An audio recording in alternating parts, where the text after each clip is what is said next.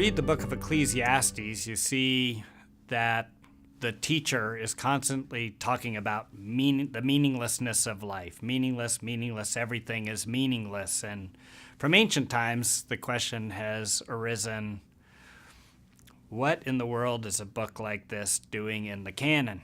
And in our introduction, we point out that really you have two voices within the book, not just one person speaking throughout, but rather you have the teacher who is reflecting on his life and giving advice in chapter 1, verse 12 through 12, verse 7. It begins with, I, the teacher, was king in Jerusalem.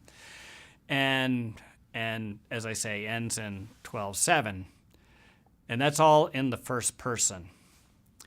If you look at the frame, chapter 1, 1 to 11, and 12, 8 through 14, you see there's somebody talking about the teacher there.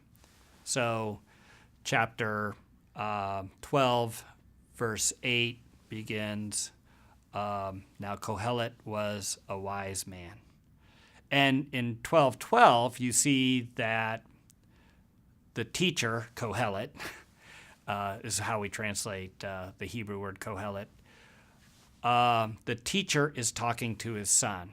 My son, be warned, And so the situation we have in the book of Ecclesiastes is an unnamed wise man is teaching his son, using as kind of a base the thinking of a person that's referred to as the teacher.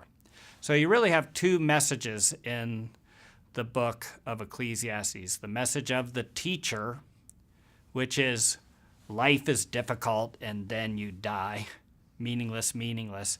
And then the teaching of the unnamed wise man who's exposing his son to this thinking. And his message is, son, I want you to listen to him because he's exactly right. Life is meaningless as long as you stay under the sun, which is a refrain that it recurs throughout the teacher's instructions. And so in the final verses, the father is urging his son to a different perspective, what we might call an above the sun perspective, when he ends the book by saying, fear God, obey the commandments, and live in the light of the coming judgment.